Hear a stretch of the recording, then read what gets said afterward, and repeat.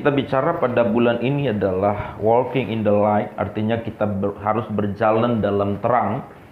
Sebab kita tahu bahwa ini adalah masalah yang harus kita selesaikan dalam hidup kita. Dan karena itulah Tuhan Yesus harus menjelma menjadi manusia, ada di antara kita.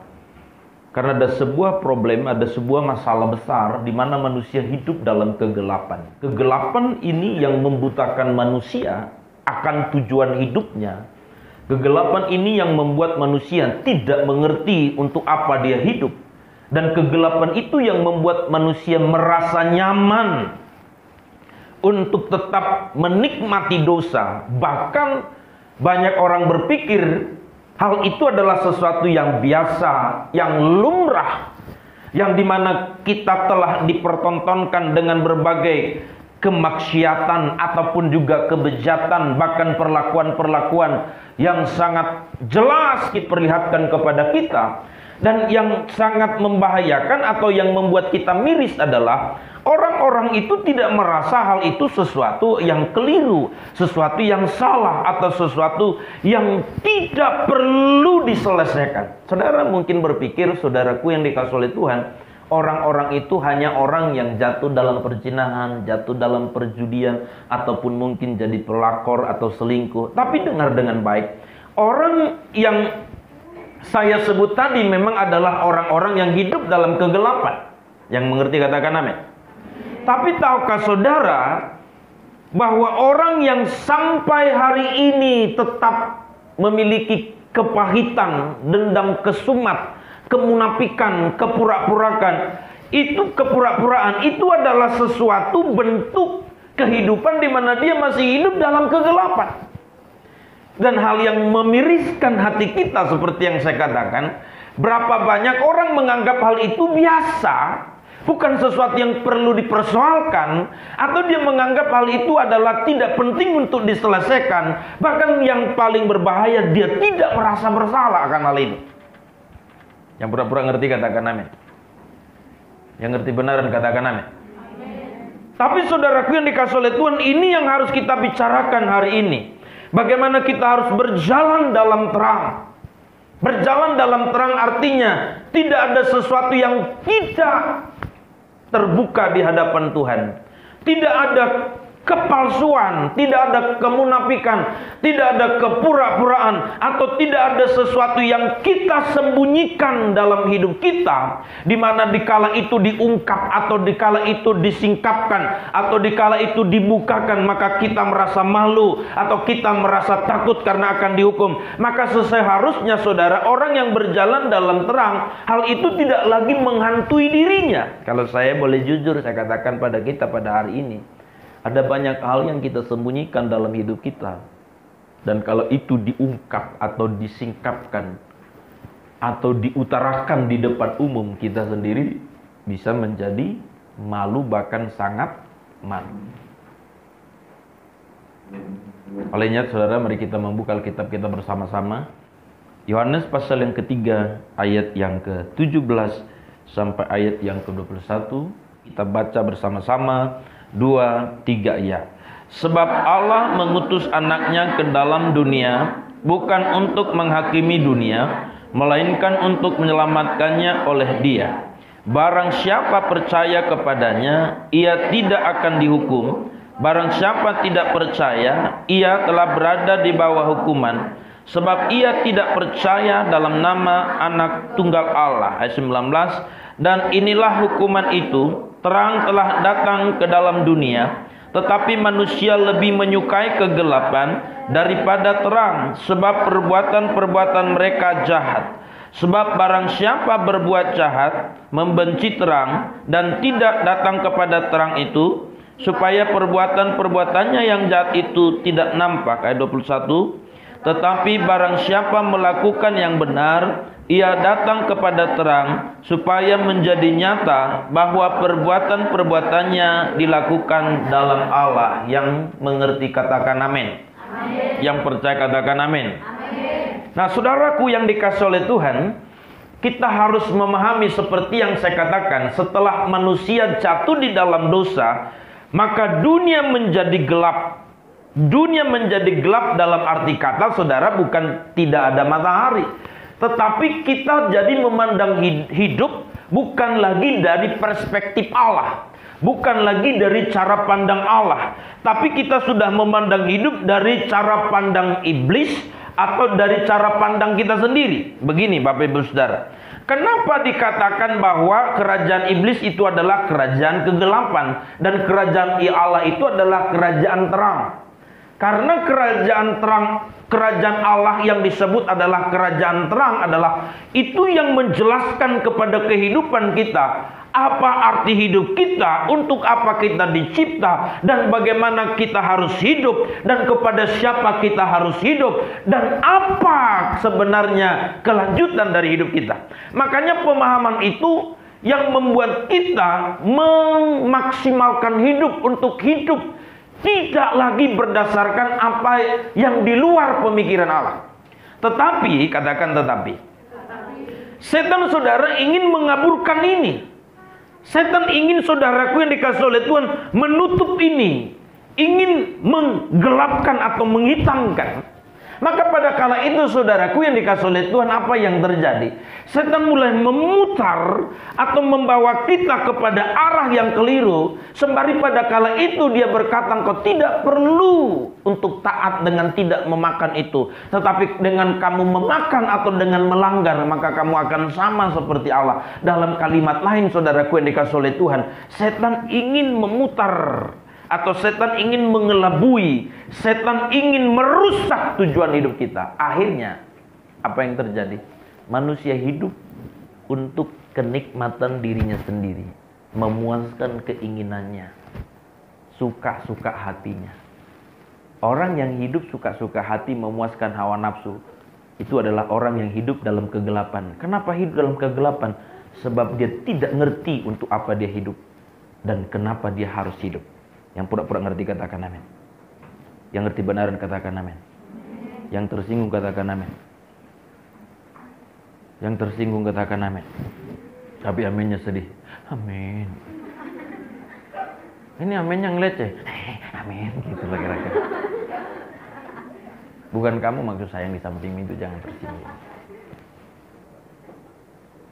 Lah itu yang dibuat setan pada kita. Coba yang kita lihat dalam hidup sekarang, apa yang kita lihat? Semua manusia ingin mendewakan, mempertuhankan diri. Berupaya supaya dia menjadi paling cantik lalu dipuja-puji. Menjadi paling ganteng supaya dia menjadi orang yang paling dikagumi.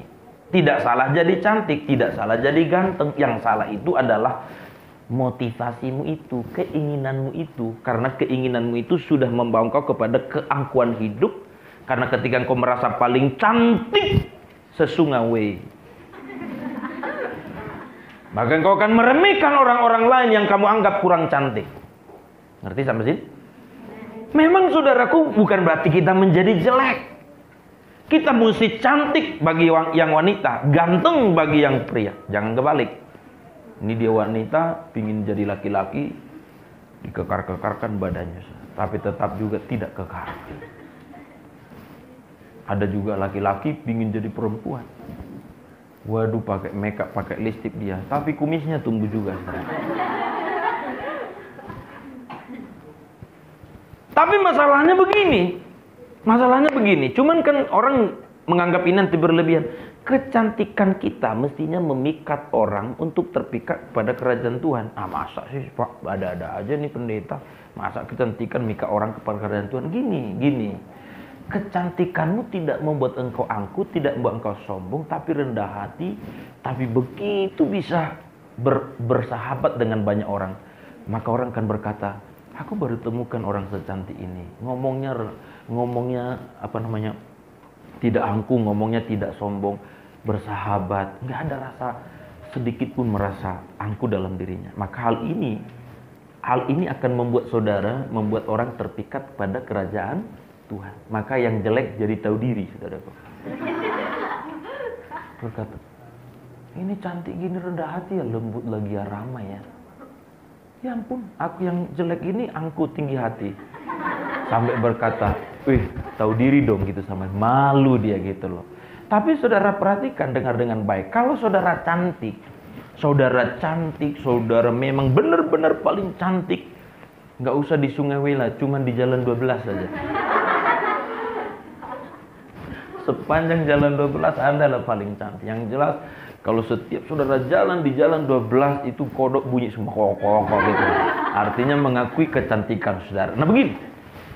Tapi saudara angku, saudara sombong, saudara sepele sama orang lain dan merasa saudara paling cantik gitu loh. Tuh semua Anda kata-katamu nyindir, nyelekit, bahkan juga menyinggung orang lain. Apa orang bilang? Apa orang bilang sama kita? Apa orang kata sama kita? Dia berkata, tuh memang wajahnya cantik sih, tapi hatinya longkang itu, selokan itu, busuk kok apa. Ini yang pernah Tuhan Yesus katakan pada orang Farisi. Luarmu tampak bersih. Ini luar dalam arti kata secara agama dia bagus.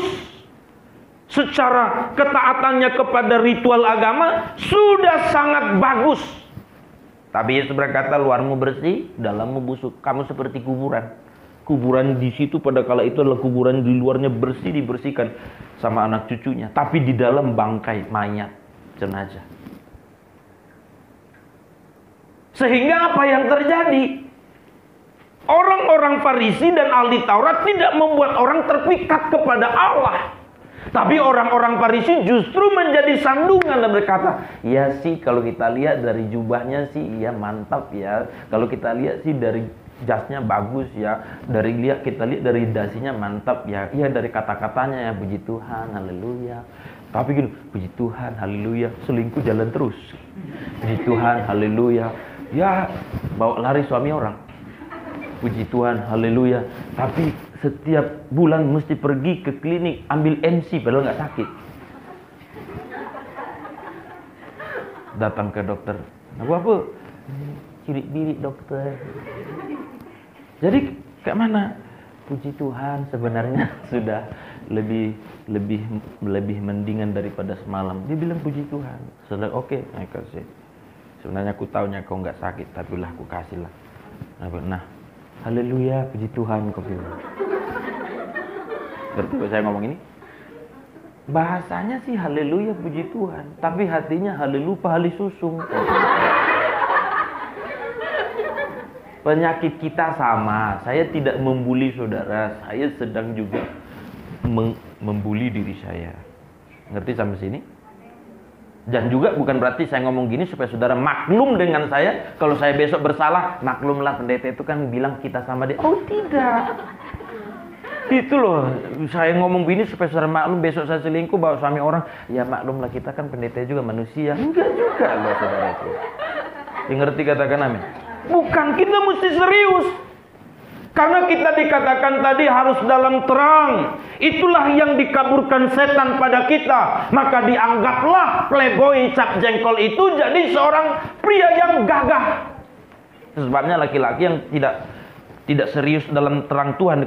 Biar ngerti kau waktu aku di Malaysia 14 Jo cewek ku permainkan 14. 13 itu istri orang. Bangga loh. Lo orang begini gimana nih? Tapi ke gereja, iya. Makanya orang begini merasa itu kebanggaan. Kenapa kok bisa dianggap aib jadi kebanggaan? Gelap pikirannya. Tidak lagi mengerti rencana Tuhan. Harusnya dia berkata, ya ampun, kok jelek kali aku ini ya. Makanya saudaraku ini kasih sama seperti wanita. Saudara wanita yang mungkin mempermainkan laki-laki. Karena bukan cuma laki-laki mempermainkan wanita, wanita juga mempermainkan laki-laki. Karena sekarang sudah zaman emansipasi, artinya zaman kesamaan hak gitu loh. Jadi makanya sebentar lagi bukan cuman laki-laki yang bisa 2-3 istri. Perempuan pun 2-3-4 suami. Tapi bagi kita itu tidak boleh, katakan amin. Nah begini. Tapi lihat gini loh.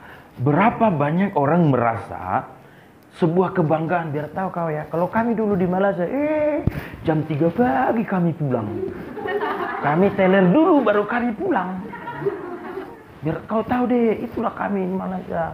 Kawan-kawan kami biar tahu orang bule semua segala macam, mabuk-mabuk kami situ. Bangga. Kenapa bisa bangga? Sebab kenikmatan yang dia rasa adalah memuaskan hawa nafsu, kesenangan duniawi. Kan jadi gelap. Lalu saya tanya, masa depan orang ini jadi apa? Bukan cuma masalah masa depan di bumi, tapi masa depan kekekalannya apa? Pasti binasa. Yang tersinggung katakan amin. Nggak mau datang lagi hari Minggu, katakan amin. Dan orang yang gelap yang selanjutnya adalah ketika aibnya dipersoalkan, dia nggak mau terima. Ketika kelemahannya mulai disingkapkan, dia melawan. Dan dia tidak mau apa yang menjadi keburukannya disingkapkan, dikoreksi, diperbaiki. Dia nggak mau. Kenapa nggak mau? Sebab dia menikmati namanya kegelapan. Itu yang Alkitab katakan pada ayat yang coba kita cek dulu ayat yang ke 19 kalau tidak salah. Kita baca bersama-sama ayat 19 sampai 22, 3 ya. Dan inilah hukum itu. Terang telah datang ke dalam dunia, tetapi manusia lebih menyukai kegelapan daripada apa? Sebab maka Bapak Ibu Saudara ayat 20 juga mengatakan sebab barang siapa berbuat jahat benci terang dan tidak datang kepada terang itu supaya perbuatan-perbuatannya yang jahat itu tidak nampak.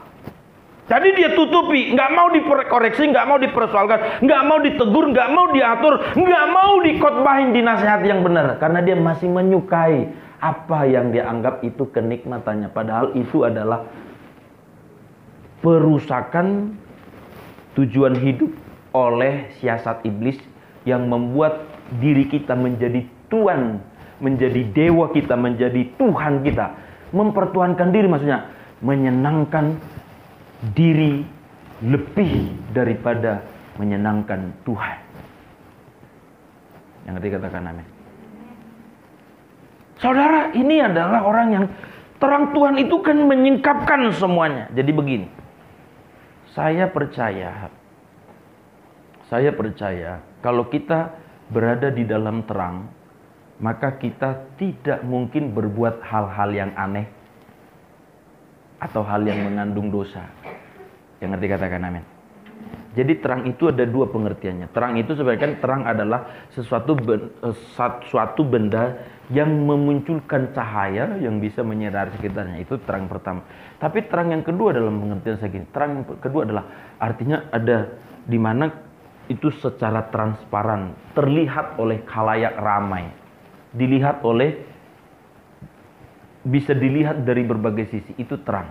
Jadi begini, sama seperti kalau kita di dalam kamar sendiri, nah kita kan kadang-kadang bisa melakukan hal yang konyol atau lucu-lucuan gitu di kamar sendiri. Nggak tahu lah, kadang kumat masa anak-anak kita gitu sendiri gitu. Bisa sendiri di situ. Nggak tahu saudara ada seperti itu gitu.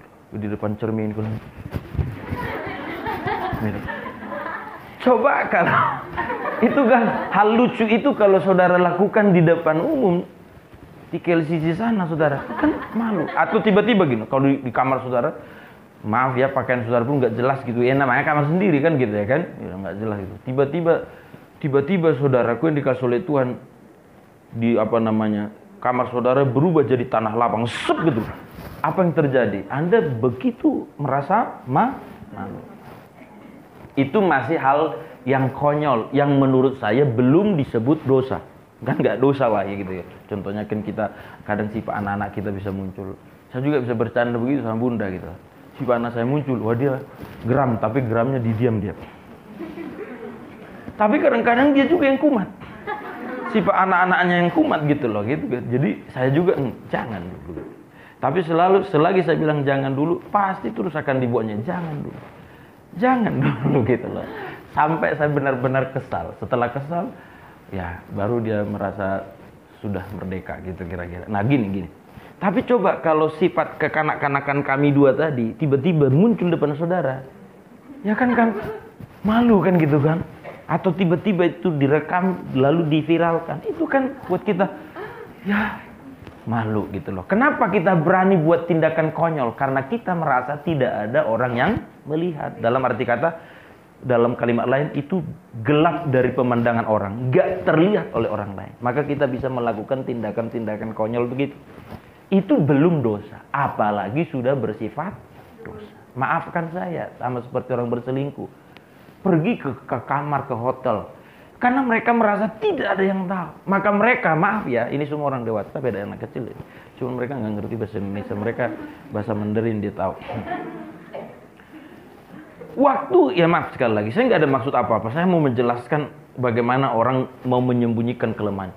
Waktu mereka berdoa dalam kamar, perasaan mereka tidak ada lagi hal yang mengetahui. Mereka begitu mengerjakan segala sesuatu, ya saudara ngerti lah. Seperti apa namanya, tidak ada masalah gitu, tidak ada yang salah dan tidak dosa. Tapi coba kalau itu tiba-tiba terviralkan gitu loh, tersingkapkan, apa yang terjadi? Tunduk kepala, malu, dan pada kala itu rasanya dia paling hina. Loh, pertanyaan gini, kenapa perasaan hina dan malu itu tidak muncul pada saat dia sedang berduaan di kamar? Kenapa perasaan itu tidak muncul? Karena dia merasa dosanya itu tertutup dari mata orang dan orang lain tidak tahu. Makanya dia merasa hal itu tidak menjadi masalah. Yang ngerti katakan amin. Yang ngantuk katakan amin. Dia merasa tidak masalah sebab nggak ada orang yang tahu. Oke, jadi pengertiannya apa Pak sekarang ini? Makanya Tuhan mengatakan, datanglah kepada terang. Siapa terang itu? Terang itu adalah Allah yang berinkarnasi melalui Yesus Kristus. Maksudnya gimana Pak? Kalau engkau melakukan kesalahan seperti tadi, yang kamu pikirkan bukan mata orang tidak melihat, tapi mata Allah melihat kamu. Dimanapun kamu berada, termasuk berduaan di kamar dengan bukan pasanganmu. Kalau engkau sadar Allah ada di situ, engkau merasa malu. Tuhan, aku berdosa, dan engkau tidak berani mengerjakan hal itu. Kalau saudara sampai berani, kurang ngajar. Ngerti sampai sini? Paham apa yang saya maksud? Dan terang itu yang dimaksud Yesus. Yesus mengatakan, aku mau menyingkapkan kepadamu supaya kamu tidak menutupi aibmu, kelemahanmu, hanya terhindar dari mata orang. Hanya orang tidak tahu sakit hatimu, lalu kamu merasa engkau tidak masalah. Kamu senyum-senyum, ya puji Tuhan semua baik-baik aja. Nah, nggak ada masalah. Tapi dalam hatimu sebenarnya rumah hati mau begu, bodat, gitu loh kira-kira. Masih hidup kau gitu. Anda merasa nyaman karena tidak terungkap. Kan nggak langsung keluar seperti sekian. Tenik, orang ini sakit hati. Sama seperti kita contohnya. Kan kita kan pintar munafik gitu kan. Datanglah contohnya tamu dari kampung. Dari Spiongot sana. Maaf kalau ada dari Spiongot ya. Nah rumah kita di Medan gitu. Udah hebat lah kita di Medan. Kalau kita pulang sekali setahun. Wah udah dianggap lah kita paling kaya seantero dunia ini. Lalu keluarganya datang ke rumah kita di Medan contohnya. Nah, waktu anaknya dibawa 14. Jadi waktu anaknya dibawa, waktu keluarga yang dari kampung ini contohnya, waktu keluarga dari kampung ini datang ke rumah itu, dibawa anaknya kan. Berapa tadi anaknya? 14. Satu masih dalam kandungan. Apa yang terjadi? Kita sambut kan? Kita sambut nih. Ayo silakan makan. Dikeluarin makanan yang dikeluarin makanan yang tidak ada di kampung lah. Anggur, apel gitulah kira-kira. Terus dari kampung kan pikir, apa ini gitu. Dah kau biringun, katanya sama adiknya. Dah kau biringun. Si babami katanya. Enggak pernah kuliah ini, diam kau. Jadi yang satu dia, buat jodoh mah katanya namanya. Tapi ambillah, sok ramah kita. Ambil. Diambilnya bukan satu. Langsung satu gepok gitu loh. Tapi kita lagi tapi lagi kita sekiduk mata habis. Sekejap nanti habis tapi kita kan. Terus bergilir lagi adanya. Terus kita pikir cara membendungnya gimana? Kalau ku izinkan 5 menit lagi ini, habislah semua ini apel semua ini. Kayaknya kalian semua udah kenyang-kenyang kan? Udah kenyang-kenyang kayaknya kuliah, udah kenyang ya, jangan terlalu kenyang ya, simpanlah dulu ini, disimpan. Maksudnya habislah ini babami gitu kan. Ngerti apa yang saya maksudin? Tapi pintarnya kita loh, soalnya udah kenyang kalian kan? Nanti nggak boleh kekenyangan, nanti sakit perut gitu loh. Tapi maksudnya kamu jangan habis, nanti berapa ini? Itulah munafik kita. Tapi karena itu kan orang tamu kita atau keluarga kita nggak tahu, oh iya simpan aja. Pikiran mereka nothing tulus, kita merasa memperhatikan mereka, tapi sebenarnya ada sesuatu yang kita tutupi. Paham sampai sini? Coba kalau itu tersingkap, langsung keluar sereng. Sebenarnya dia tidak sungguh-sungguh bilang kamu kenyang, tapi dia takut habis semuanya. Malu kan? Hanya cuma masalah itu. Jadi gini loh, sama seperti kita bisa saudara berwajah seperti tidak wajah korupsi, tidak wajah penipu, tidak wajah tidak wajah penjinah, tidak wajah hal-hal yang mungkin kalau diungkap atau divideokan hidup kita dari pagi sampai malam, dari Senin sampai Minggu.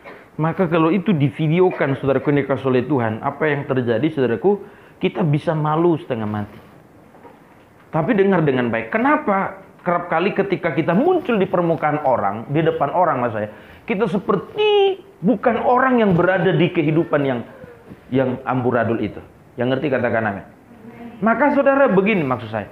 Itu sebabnya hal yang perlu kita perhatikan, Alkitab mengatakan, sebab barang siapa berbuat jahat, membenci terang, kata membenci, menolak, atau tidak setuju, atau tidak mau diubah.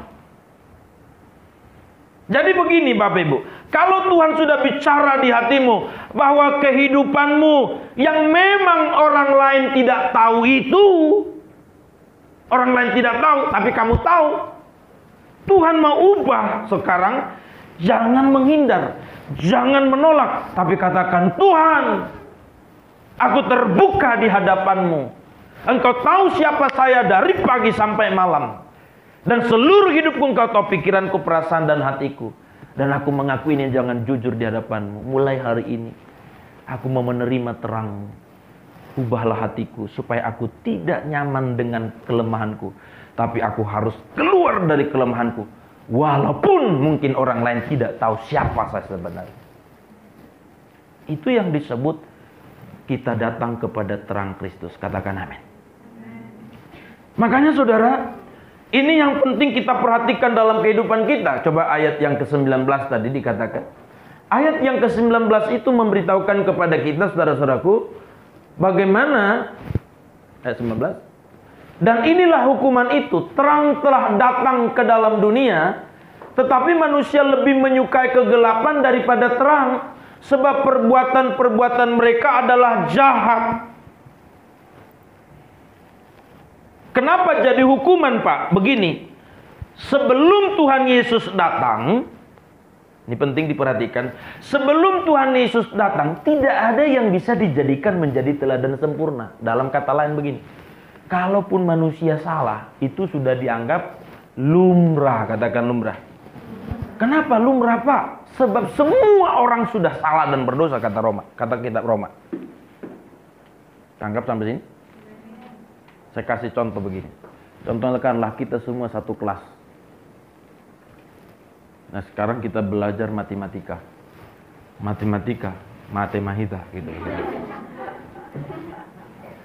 Lalu gini, waktu diberikan soal kepada kita, lalu satu orang pun tidak ada yang tahu dari antara kita. Satu orang pun tidak ada yang tahu di antara kita. Saya tanya, ini jawab. Kira-kira bisa nggak seseorang di antara kita dipersalahkan? Satu orang pun tidak ada yang tahu. Bisa nggak salah seorang dari antara kita dipersalahkan? Ngerti sampai sini? Semua salah. Boleh nggak saya bilang, kamu sih salah? Boleh nggak saya bilang sama dia? Nggak bisa, sebab nggak ada yang benar. Tangkap sampai sini? Akhirnya dia pun merasa, ya sama-sama salah semua. Artinya, kalau sama-sama salah semua, ya nggak ada yang bisa dijadikan jadi contoh. Kalau ada pun nilai 2, nilai 3, nggak bisa dijadikan sebagai teladan sempurna. Makanya saudaraku begini, tetapi, katakan tetapi. Pada kala itu ada salah seorang dari antara murid itu nilai 10. Lalu yang lain nilai 0. Saya tanya, kira-kira yang lain ini bisa dipersalahkan nggak? Bisa. Kenapa bisa dipersalahkan? Sebab ada orang yang bisa membuktikan dia bisa nilai, padahal sama-sama satu kelas. Tangkap sampai sini. Makanya begitu, waktu Tuhan Yesus belum menjelma menjadi manusia, manusia tidak bisa dipersalahkan secara kamu salah dan harus dihukum. Kenapa? Sebab nggak ada teladan yang bisa dijadikan teladan sempurna. Katakanlah Abraham pun tetap punya kelemahan. Betul? Daud juga punya kelemahan. Apa kelemahan Daud? Parah lagi kan? Berzina. Nanti kita berkata, nggak apa-apa lah berzina. Daud aja pun berzina.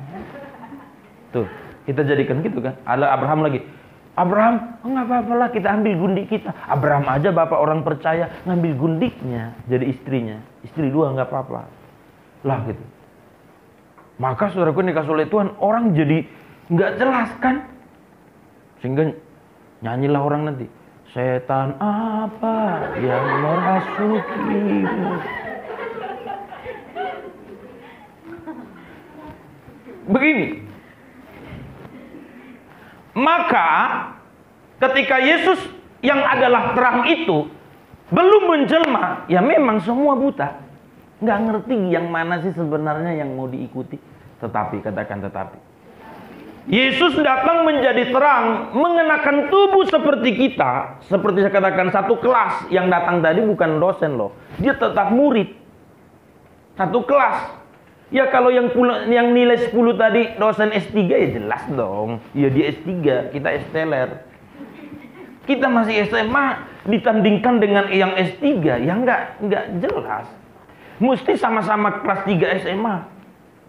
Maka apa yang terjadi saudara? Itu sebabnya pada kala itu kan, kalau orang berkata, lihatlah Allah, lihatlah Allah. Lalu orang kan ngomong, ya dia kan Allah, kita manusia. Bagaimana mungkin kita bisa setara dengan Allah dalam hal kebenaran? Paham sampai sini? Makanya supaya manusia tidak komplain, Allah berinkarnasi dalam diri Yesus, mengenakan tubuh seperti kita. Hello, boleh nggak paham sampai sini? Kalau Allah tidak berinkarnasi, ayo kita hidup seperti kehendak Allah. Kita nggak ngerti. Ya Allah kan kudus, suci, mulia. Benar dia suci, mulia. Bagaimana mungkin kita bisa seperti dia hidup dalam kekudusan? Dia Allah, kita manusia, maka kita berdosa.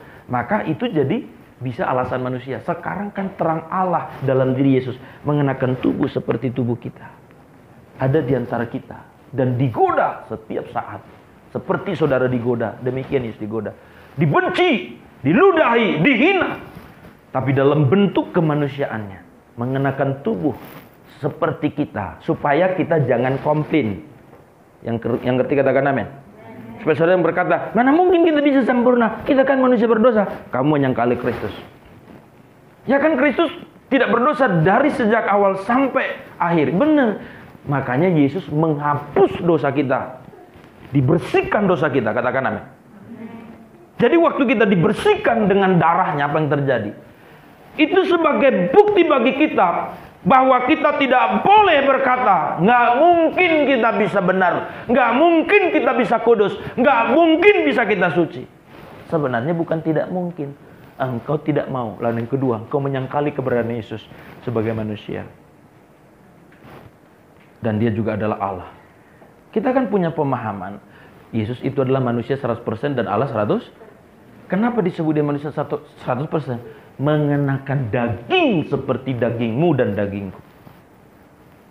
Yang dagingnya, ini kalau saya boleh pakai bahasa sehari-hari, yang sebenarnya dagingnya, waktu namanya si Yudas mengkhianati dia, dagingnya seperti saudara juga. Makanya waktu dagingnya tidak terima, dia pergi ke kemana itu? Taman Getsemani. Di situ, karena kupa mati lu si Yudas sih, gitu kira-kira. Ini bahasa sehari-hari ya, enggak ada dalam Alkitab. Sobat, enggak ada lu baca itu sesak pendeta.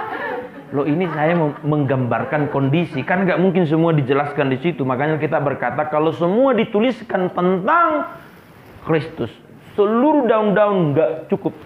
Makanya ini saya gambarkan. Sebenarnya ubereng mabu ini, kulihat mukanya itu, muka enggak berdosa. Pak mati menong, gitu kira-kira. Matikan itu nanti. Tapi berkata, Tuhan, Bapak kalau boleh lalukan cawan ini. 3 kali loh dia berdoa itu. Petrus aja udah ngorok tuh. Mau bayon gitu kan. Oh sorry guru, sorry. Pura-pura doa lagi, haleluya. Haleluya. Datang lagi Tuhan kan kedua kali. Di gambar-gambar atau di video itu si Om Petrus kan agak keriting gitu. Kribo gitu. Angin enggak? Oh iya guru. Doa lagi, haleluya. Tidur sampai 3 kali. Tapi 3 kali Tuhan Yesus nggak mau bangunin lagi. Dia berkata, ayo bangun. Yang menyerahkan aku telah datang. Gini maksud saya. Pada kala itu dia bergumul seperti kita loh. Seperti saudara nggak mau ngampuni orang. Nggak mau. Biar mati dia nggak mau. Gitu loh sebenarnya. Tapi gini loh maksud saya. Jadi berarti Yesus berdosa Pak. Kalau begitu artinya. Nah makanya saya jelaskan. Disitulah dia melawan kedagingan. Karena dia mengenakan tubuh manusia. Nggak boleh menyangkali. Makanya berkata, Bapa kalau boleh lalukan cawan ini. Tapi kalimat ini berkata, tapi bukan kehendak. Biarlah kehendak. Alkitab menjelaskan supaya saudara jangan berpikir itu berjalan seperti saya menjelaskan tadi. Itu berjalan dalam kegentaran, kegetiran yang luar biasa. Kenapa luar biasa? Alkitab menjelaskan peluh keringatnya sampai seperti percikan darah. Saya tanya saudara, pada kala itu apa yang terjadi? Pada kala itu apa yang terjadi saudara? Pagi-pagi, jam 4 pagi orang berdoa kira-kira kepanasan atau kedinginan? Emang pernah kamu doa jam 4 pagi? Saya ulang pertanyaannya. Kira-kira jam 4 pagi orang berdoa kepanasan atau kedinginan? Pernah saudara doa jam 4 pagi? Tapi tahulah kira-kira gitu ya. Oh pernah gitu ya. Lalu yang kedua, kira-kira kalau di taman, kan di taman kan? Kira-kira kalau di taman pagi-pagi jam 4 pagi panas atau dingin? Pasti dingin. Tapi kenapa sampai berpeluh, berkeringat? Jam 4 pagi loh. Kalau kampung kami di Kumbang-Kumbang sana, si borong-borong maksud saya. Pagi-pagi itu ada embun pagi. Jadi embun pagi itu seperti bisa seperti berupa bentuk salju, tapi bukan salju gitu. Makanya kalau kita berbulu lebat bisa berputih-putih di sini. Nah, kumis kita berputih-putih di sini. Itu saudara, dingin luar biasa. Makanya pagi-pagi kita sana mesti ada dekat tataring, saudaraku. Mesti mersisulu bahasa Spanyolnya. Karena dingin di sana, semua pakai jaket dan tapi di sana udah dingin jadi ekonomis juga. Nggak mandi 1 minggu nggak masalah, saudara. Aromanya dijamin tidak bau. Dan kita nggak merasa malu. Kenapa? Karena tetangga juga nggak mandi. Kalau tetangga tadinya mandi tiap hari kita malu. Nah gitu tadi seperti yang saya katakan tadi kan. Kalau karena semua orang salah ya kita merasa nggak masalah gitu loh. Nah kembali kepada konteks. Pada kala itu saudara di Timur Tengah atau Yesus sudah taman Getsemani. Apa yang terjadi? Sampai berpeluh. Berarti saudara pertaruhan ini sebuah emosi yang sangat tinggi. Di mana dia sedang melihat Yudas yang sangat dia kasihi akan menghina, akan menyerahkan dia. Di situ berkata, Bapa kalau boleh lalukan cawan ini. Tapi bukan kehendakmu. Pertaruhannya luar biasa. Kenapa Pak mesti pertaruhan luar biasa? Sebab keinginan daging mesti diremukkan. Sama seperti saudara memaksa untuk mengampuni orang. Nggak mudah loh. Saya aja pendeta pernah nih. Saya kasih contoh.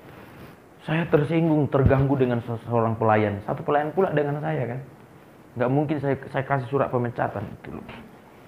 Lalu saudara waktu berdoa, saya lihat mau menara doa. Ada pula dia di situ. Puji Tuhan pikirku. Tapi puji Tuhan jantung saya budak. Seperti naik emosi saya. Ini saya jelaskan supaya saudara ngerti bagaimana pertaruhan kita mau melepaskan pengampunan. Yang ngerti katakan amin. Tapi kan saya sudah berdoa. Benar-benar saya bergumul. Tuhan aku gak mau kepahitan. Gak mau tersinggung. Lalu saya udah pernah jelaskan juga ini. Supaya kasih tahu. Saya salam satu-satu. Karena udah berkeliling. Shalom. Masih senyumnya kan. Karena bukan orangnya di sana.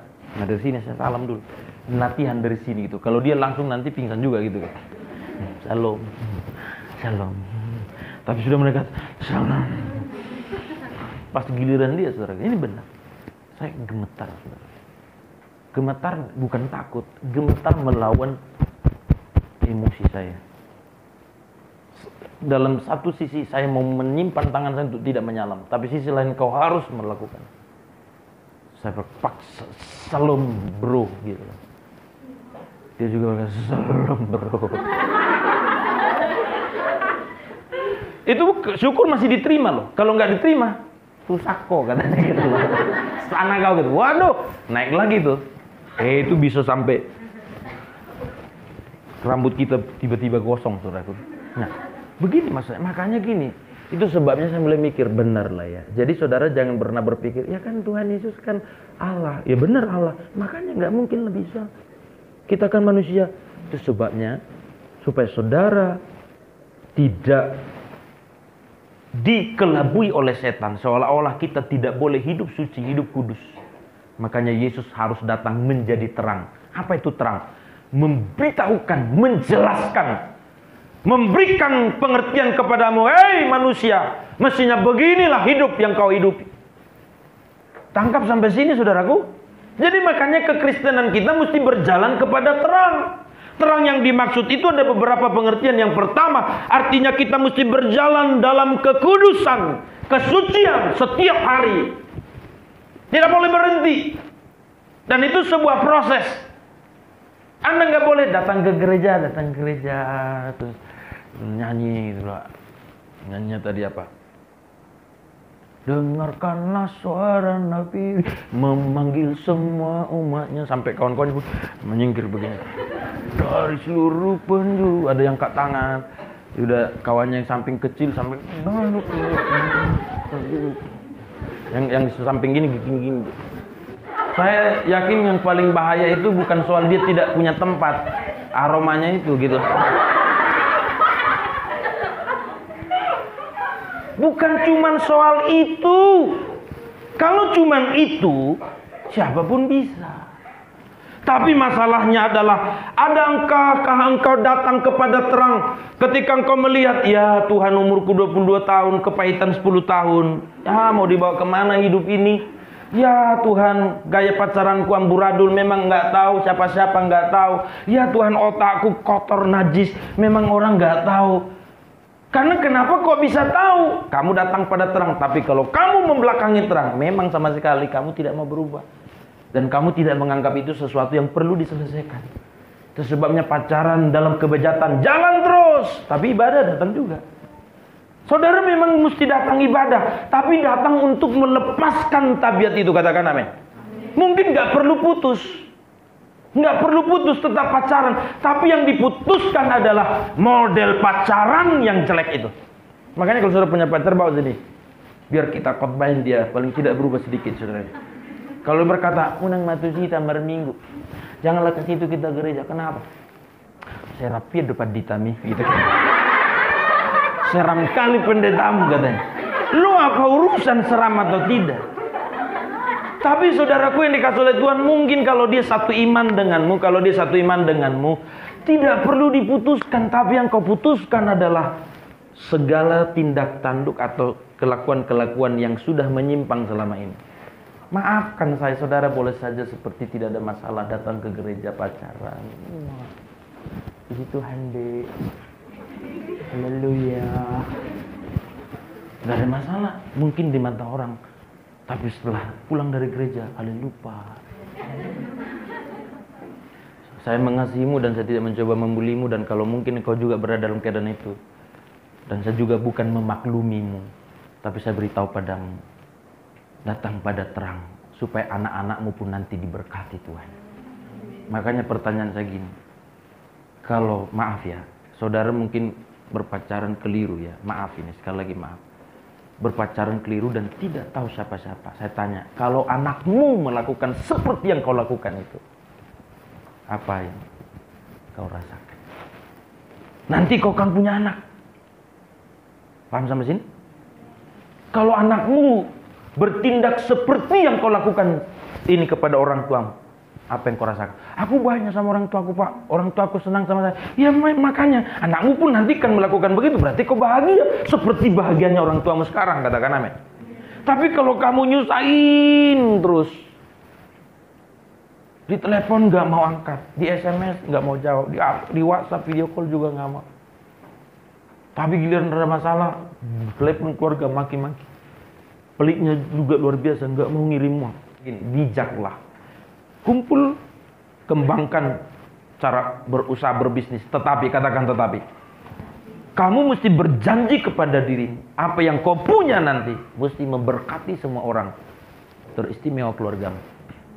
Amin.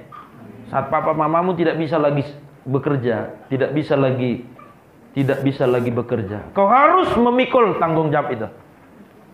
Jangan cerita Kuala Lumpur, jangan cerita kemewahan. Mak, kami sekarang sudah beli apartemen 5 loh, Mak.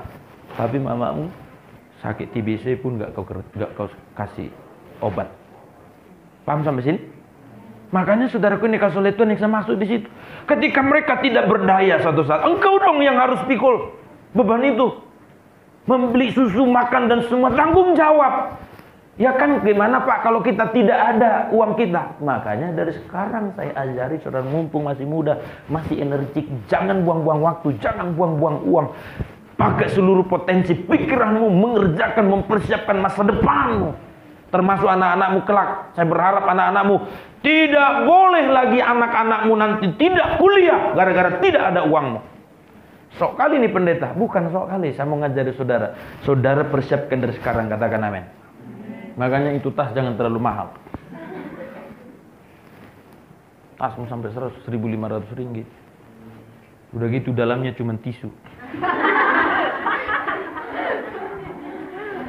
Nah, cuma kering.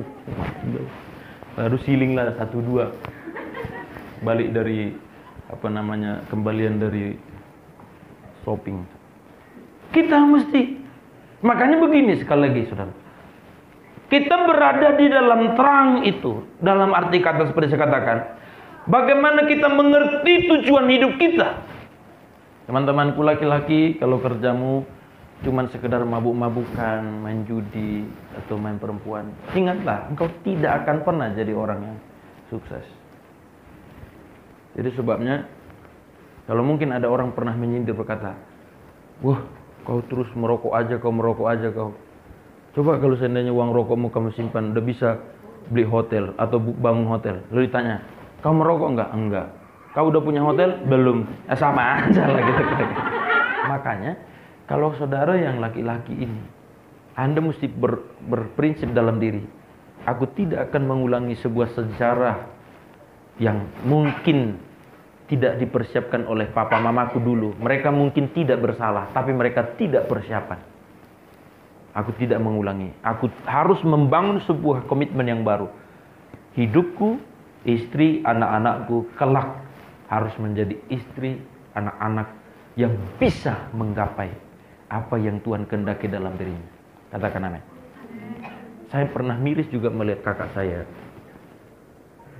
Kakak saya lulus dulu masih disebut Super Maru ya. Super Maru itu gitu. Jadi lulus tanpa tes. Zamannya dia minta sama bapak saya, Pak, aku sekolah di Medan ya. Dia lulus hari itu di Unimed ini yang sekarang. Lalu saat itu bapak saya bilang, apalah aku buat nanti untuk biaya. Dia berkata, aku lulus Pak, dikasih uang sekolah, cuman yang mesti dikasih itu adalah uang kos dan yang lain-lain. Itu pun bapak saya nggak sanggup. Saat itu saya kecil, saudaraku, saya belum bisa buat apa-apa. Dan pada kala itu kakak saya seperti tidak terima. Bayangkan lagi menggebu-gebu belajarnya, cita-citanya pingin. Tapi tiba-tiba berhenti saking karena papa saya tidak sanggup. Ya gimana dia menyekolahkan dia. Sementara kami adik-adiknya masih ada sekian orang lagi. Belum lagi yang belum lahir. Karena dia anak kedua. Kami kan 9 bersaudara tapi 7 yang hidup.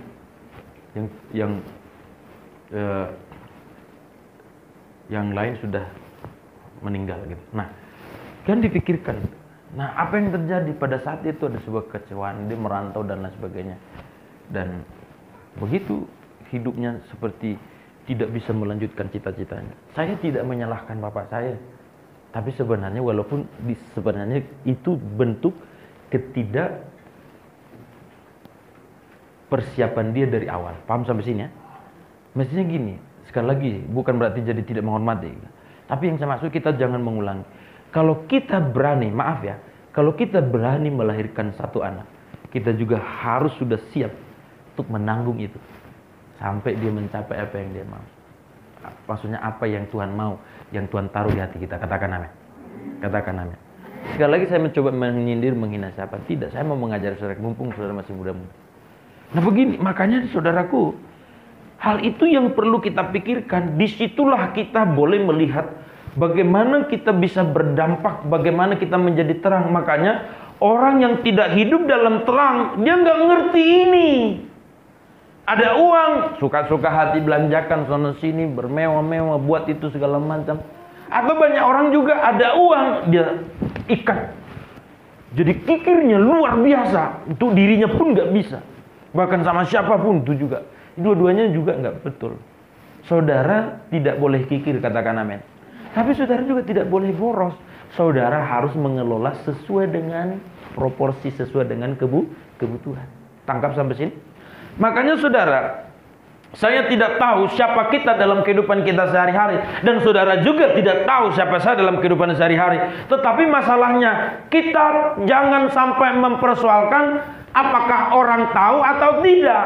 Sekarang orang yang datang kepada terang itu adalah, yang terang sesungguhnya itu adalah bukan lampu, bukan matahari, atau bukan cahaya di dunia ini. Tapi terang sesungguhnya adalah Yesus yang menjadi teladan, menjadi contoh bagi kita. Lalu yang kedua, Yesus yang adalah Allah yang hari ini datang kepada kita dalam bentuk roh. Dimanapun kita berada, dimanapun kita ada, Dia tahu, Dia lihat.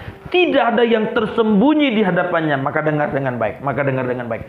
Orang yang ada di dalam terang artinya dia sadar dia diperhatikan Allah, dilihat Allah, diketahui Allah dimanapun dia berada. Maka dia mengubah sikap, tindakan, perbuatan, kelakuannya dengan jujur di hadapan Tuhan. Supaya dia pun benar-benar hidup dalam terang itu. Katakan amin. Orang yang hidup dalam terang, kalau dia bersalah, Tuhan sakit hati aku tadi sama pelutku Tuhan.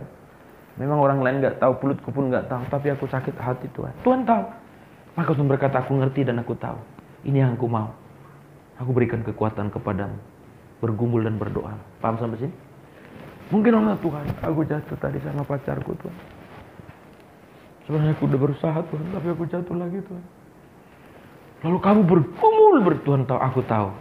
Tapi kejujuranmu membuat engkau akan terus saya kuatkan. Paham sampai sini?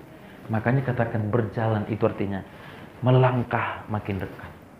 Dari kenajisan tadinya, kenajisannya makin ditinggalkan. Makin ditinggalkan, kekudusannya mulai mewarnai diri kita sampai pada kesempurnaan. Itulah yang disebut sampai kita tidak mungkin lagi jatuh lagi. Gini ya, dengar dengan baik. Seseorang yang dapat nilai 10, dia tidak langsung dapat nilai 10. Sebenarnya itu dimulai dari nilai 0. Katakan nilai 0. Siapa yang pernah di sini dapat nilai 10? Satu. Orang yang dapat nilai 10 ini, sebenarnya dia tidak langsung dapat nilai 10. Dimulai dari 0. Maksudnya 0 gimana Pak? Dia dari tidak tahu apa-apa. Tangkap ya. Kalau di posisi ini penting. Ini terakhir, khotbahnya ini terakhir. Tapi yang terakhir ini 45 menit lagi gitu. Jadi kan pada saat dia di posisi 0, pada saat posisi 0 maksudnya nggak ngerti apa-apa dari, katakanlah dia fisika nilai 10 itu. Waktu dia tidak tahu apa-apa tentang fisika itu, kalau pada saat itu dia diuji, dia pasti 0. Betul nggak? Lalu tapi dia mulai belajar, dia mulai mencintai. Mulai belajar, dia tahu, dia mulai tahu. Akhirnya dari pengetahuannya ini dia tahu 1, contohnya 1. Maka kalau dia diuji pada saat tahu 1, dia nilai 1. Nah demikian selanjutnya ditingkatin belajar sampai benar dapat 10. Waktu dia sudah ngerti lalu diuji, jelas dapat 10. Kenapa bisa dapat 10? Karena dia memulai dari tangga 0, 1 sampai 10. Ngerti, katakan amin. Kalau kita hitung persen, dari 10% dia tahu dulu, 20, 30, 40, sampai 100%. Akhirnya dia tahu. Jadi kalau dia tidak memulai dari satu atau dari angka tahap awal, nggak mungkin. Atau dia mulai dari tangga 1, 10%, 20%, 30%, 40%, 50%, dia berhenti. Maka waktu diuji, dia dapat nilai 5. Paham sampai sini? Maka dia mesti melanjutkan sampai benar-benar nilai sempurna 10. Jadi, apa urusannya Pak dengan kekudusan? Kekudusan kita juga begitu. Tadinya kita najis, tadinya kita nggak mikir untuk hidup dalam kekudusan. Tapi kita mulai start. Saudara kalau tidak memulai, nggak mungkin jalan. Anda yang mesti memulai. Waktu saudara mulai, terus menerus sampai kepada kesempurnaan. Sama seperti dia. Dia dapat 10. Kecuali dia mencontek gitu ya. Kalau yang dia dapat 10 itu nggak mungkin kapanpun dia diuji pasti akan dia dapat. Orang semua udah disimpan di sini. Tapi kalau nyontek memang, ya nyontekannya hilang, ya memang hilang juga. Mana contekan tadi ya gitu. Rupanya sudah dibawa ke sampah gitu loh. Tapi kalau di sini sama seperti kita. Kalau kita bergelut berjuang dalam kekudusan, tidak mungkin saudara bisa amblas jatuh lagi ke dalam kenajisan. Sekarang kenapa kita jatuh bangun dalam kenajisan? Sebab kalau saya kasih contoh, kita masih cuma sekedar coba-coba. Nah, serius. Kenapa saudara jatuh bangun kepada kepahitan? Karena saudara, jangankan coba-coba, memulai aja pun nggak mau. Saya membujuk kita hari ini. Engkau yang gampang kecewa, gampang tersinggung, itu artinya saudara masih dalam kegelapan. Kok Bapak menjustis kita kegelapan? Jelas, kalau engkau dalam terang, pasti ada sebuah grafik pertumbuhan dalam diri. Engkau makin menyukai yang disebut pengampunan. Engkau makin menyukai yang disebut kekudusan. Engkau menyukai yang disebut mengalah. Engkau makin menyukai temperamental yang mulai merosot. Yang dulunya kamu dikit-dikit emosi, dikit-dikit marah, dikit-dikit maki orang. Tapi ketika engkau mulai hidup dalam terang, mulai mengerti, mulai sadar. Iya, kalau aku terus maki-maki orang, masa depan apa sih yang akan kudapat dalam hidup ini? Kira-kira siapa saya di hadapan Tuhan? Betapa malunya saya ini di hadapan Tuhan. Maka kita terus datang kepada Tuhan. Maka seperti yang saya katakan, pada saat saudara dipanggil Tuhan, itulah vonis terakhirmu. Saya kan contoh tadi. Kalau saudara diuji pada saat masih cuma 5 yang saudara tahu, diuji pada saat 5, berarti cuma nilai 5 lah nilaimu. Paham sampai sini? Maka pada saat kekudusanmu cuma 10%, dan di situ pula kamu mati di son maradian. Maka waktu kau menghadap Tuhan, kau dihakimi, dan engkau cuma menerapkan 10%. Karena Alkitab berkata, kita menghadap tahta Kristus dan mempertanggungjawabkan perkataan, perbuatan, tindakan, termasuk uangmu. Ini benar loh. Jangan saudara pikir saudara uangmu nggak dipertanggungjawabkan Tuhan. Enggak, kau bertanggung jawab sama Tuhan. Aku kasih kau kerja di Omron, katakanlah di Omron, 5 tahun dengan gaji 1.700, kadang 1.750. Kemana semua? Maka saudara, malaikat akan lihat. Tim keuangan, sini. Gaji pertama, makan di KFC rame-rame. Gaji kedua, pergi ke Langkawi. Gaji ketiga, dikirim ke kampung, itu pun udah marah-marah dia. olah kepeng katanya. Lalu saudara ini dikasih oleh Tuhan, semua tidak ada kukerjakan untuk kebaikan, tapi semua untuk diri. Tidak ada untuk hal yang bermanfaat. Maka apa yang terjadi? Saudara akan menerima konsekuensi. Makanya begini. Itu sebabnya kita sekarang hidup dalam terang, supaya pada saat kita dipanggil oleh Tuhan, mestinya seperti dia tadi, dapat nilai 10. Saya tidak mau mengajari saudara kita diselamatkan karena perbuatan baik. Kita diselamatkan karena kasih karunia, katakan amin. Tapi waktu kita diselamatkan karena kasih karunia, supaya engkau bisa berbuat baik, supaya engkau bisa hidup kudus, supaya kita bisa hidup suci. Kalau engkau tidak diampuni, kalau saya tidak diampuni, nggak mungkin bisa hidup suci, nggak mungkin bisa hidup kudus. Bukan berarti kita diselamatkan karena kasih karunia supaya bebas hidup najis. atau tidak mempersoalkan, kan diselamatkan, berdosa juga nggak apa-apa. Oh, itu menghina, itu merendahkan, itu melecehkan. Justru karena Tuhan tahu kalau kita tidak diangkat dari lumpur dosa, kalau tidak diselamatkan kita dari utang kita, kalau tidak dibayar utang kita, nggak pernah apapun bisa kita kerjakan untuk menyukakan hati Tuhan. Makanya Yesus menebus kita, menaikkan kita kepada standar di mana kita bisa memulai hidup yang baru. Katakan amin. Jadi ibaratnya, kalau seandainya saudara dikasih oleh Tuhan, start hidup yang baik itu dari sini. Tadinya sebelum ditebus kita berada di sini. Bagaimana memulai yang baik? Kita masih minus di bawah. Dan kita nggak bisa naik. Makanya Yesus yang mengangkat kita naik. Sekarang diletakkan di sini. Waktu sudah letakkan di sini, artinya kau start untuk hidup baik, hidup benar, hidup suci, hidup kudus. Sampai mencapai apa yang Tuhan mau. Tepuk tangan terbaik bagi Allah kita. Makanya ayat yang terakhir, supaya kita pulang. Ayat terakhir dari ayat 21. Mari kita baca bersama-sama. Ayat 21, 2, 3, ya.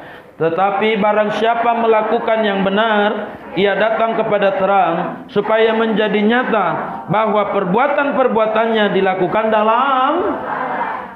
Kerjakan semuanya karena Allah. Jangan mengerjakan segala sesuatu karena takut konsekuensi manusia. Kerjakan karena Allah. Sekali lagi saudara, jangan mencuri karena kau takut nanti dibully ataupun dipenjara. Sekali lagi saudara, maaf, jangan saudara berpikir, aku tidak mau berzina. Gini, aku tidak mau berzina, aku nanti malu sama keluargaku, malu sama teman-teman. Sekali lagi mohon maaf, hamil luar nikah, mau kemana mukaku ini? Kalau cuman itu doang, engkau belum mengerjakan karena Allah. Engkau harus berkata, yang kupersoalkan bukan soal malu di mata orang. Yang kupersoalkan, aku tidak mau berzina karena aku mau hidup berkenan kepada Allah. Yang ngerti katakan amin. Bangkit berdiri bersama.